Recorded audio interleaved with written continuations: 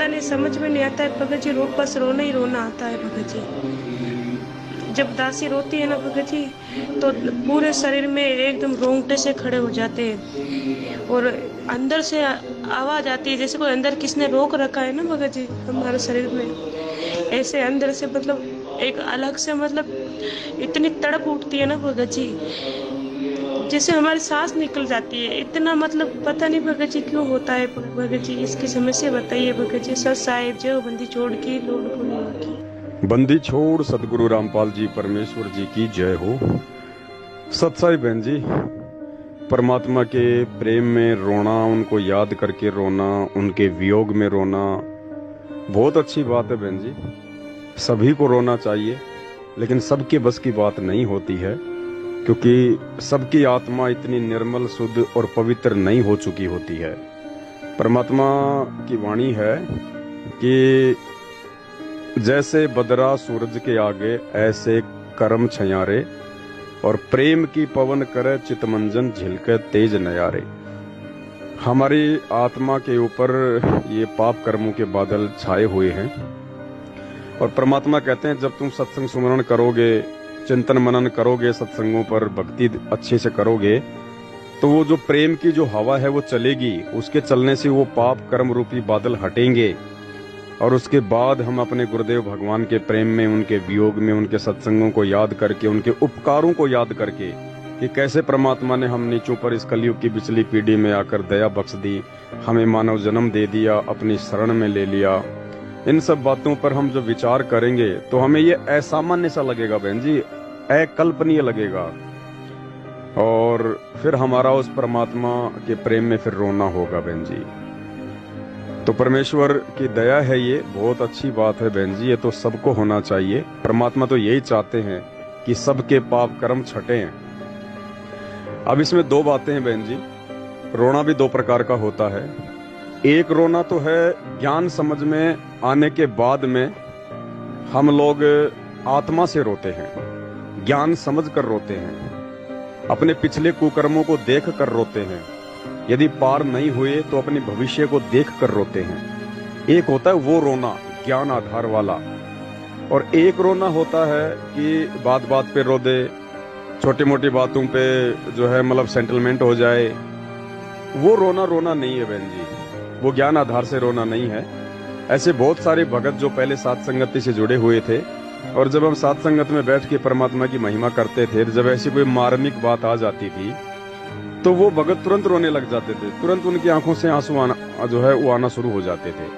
तो कुछ भगत भाई बहन सोचते थे कि भाई ये तो बहुत अच्छा भगत है, ये तो बहुत ही अच्छा भगत है, ये तो रोने लग गया। एक बम्बई से थे भगत जी, बम्बई में रहते थे। आपने देखा होगा पहले जिनके खोपड़ी के बाल उड़े हुए थे, सफेद सफेद बाल थे जिनके, नाम भूल जाता हूं मैं क्योंकि मैं ज्यादा किसी से प्यार प्रेम लगाव नहीं रखता हूं। एक तो रामदास भगत जी थे, और रामदास जी के साथ में एक भगत जी और रहते थे मेरे साथ में, संजीत रंजीत क्या नाम था, मेरा दिमाग से निकल गया उनका। वो बात बात पे रो दिया करते थे। तो दास को लगता था कि ये तो बहुत अच्छा भगत है, ये तो बहुत अच्छी आत्मा है। और जैसे दास जेल में गया, और पीछे से बहन जी कैसे उन्होंने खुद तो काल के जाल में गए सो गए, खुद ने भी दास की निंदा चुगली करके अपने कर्म फोड़े, और कुछ भक्तों को भी मैनेजमेंट की तरफ लेके चले गए। एक भगत राजस्थान के नागौर से है, गोटन जिले से, रामेश्वर दास नाम करके, वो भी सत्संगों में, सात संगतियों में आते थे तो बात बात पर रो दिया करते थे, बात बात पर सुबकी ले लेके रोया करते थे। और अब जैसे ही ये दाढ़ी मूछ वाली कबीर जी के नकली फोटो फाड़ने का समय आया, तो उन्होंने फाड़ने से मना कर दिया कि मैं नहीं फाड़ सकता, मैं नहीं फाड़ सकता। और अब जब वो परीक्षा पूरी हो गई, जिन्होंने फाड़ना था उन्होंने फाड़ दी, अब वो कह रहे हैं कि मेरे से गलती हो गई, मेरे से गलती हो गई, मैं सात संगति में आना चाहता हूँ, मैं सात संगति में आना चाहता हूँ। पवन भगत जी मेरा फोन नहीं उठा रहे, भक्तों को फोन कर रहा है, मेरी उनसे बात करवा दो एक बार। नहीं भैया, पवन भगत जी का किसी से कोई प्यार प्रेम नहीं है, ना पवन भगत फालतू की जो है कोई लाड प्यार करता है। जो मेरे भगवान का नहीं, जो ज्ञान आधार से नहीं, वो भाई अपना कुछ नहीं लगता। तो ये रोना कोई रोना नहीं है बहन जी, ये फालतू का रोना है, ये काल रुलवाता है। और ज्ञान आधार से जब इंसान रोने लग जाएगा, अपने पाप कर्मों को देखकर, आगे पीछे की देखकर, उसके बाद जो रोना आएगा बहन जी, वो रोना परमात्मा को जो है पसंद आता है। परमात्मा कहते हैं प्रेम छुपाए ना छुपे जा घट प्रकट होए, और मुख से तो बोले नहीं पर आंख देत है रोए। तो वो रोना है बहन जी। एकांत में हम कभी बैठे परमात्मा को याद करते करते रोना आ जाए, अंदर से एक ऐसी वो कसक उठती है उसमें, जैसे बचपन में मामा माँ को लेने आता है और माँ चोरी छिपे अकेली मामा के साथ जाने का प्रयास करती है और वो चली जाती है, और बाद में जब उस बेटे या बेटी जो छोटे छोटे होते हैं, जब उनको पता चलता है कि माँ तो गई मामा के, उसके बाद उसका जो रोना होता है माँ की याद में, वो गले में सिबकी ले लेके जो रोता है, उसका कंठ जो है वो रुंध जाता है, उसको कहते हैं रोना। असल में रोना उसको कहते हैं। अब वो बच्चा छोटी छोटी चीजों के लिए भी रोता है, टॉफी के लिए रोने लग जाएगा, चप्पल जूतों के लिए रोने लग जाएगा, तो वो रोना रोना नहीं होता, वो तो अपने स्वार्थ के लिए रो रहा है।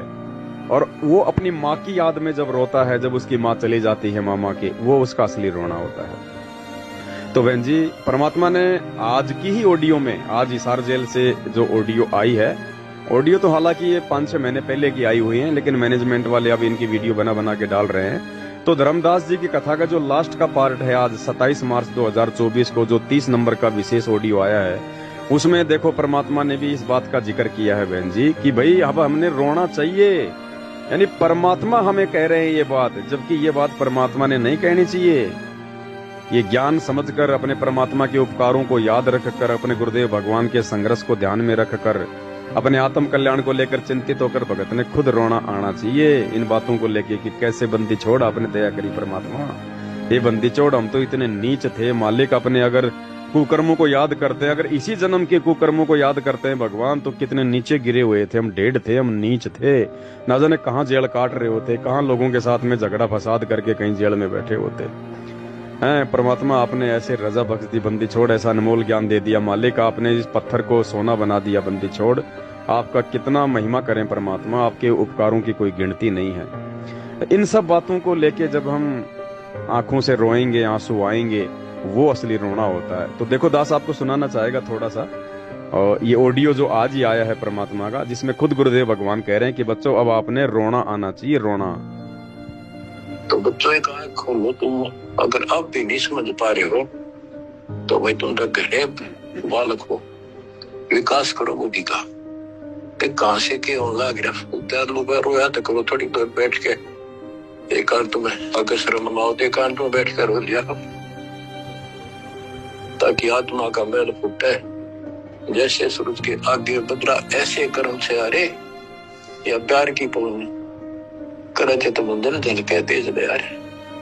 इन बातों को, परमात्मा के प्रयत्न को उन्होंने हमारे लिए कितना कितना खाड़ा। एक जीव धर्मदास क्या लग गया था उसका, उनका क्या लगा था, वो उनका बेटा है, सारे उसके बेटा बेटी है, पूरी सृष्टि के जीव उसके, लेकिन निर्भाग बालक ने माँ बाप बिगड़ाना टोक्या करे, और जो दिखे कुशल का उसके पीछे पड़ा करे।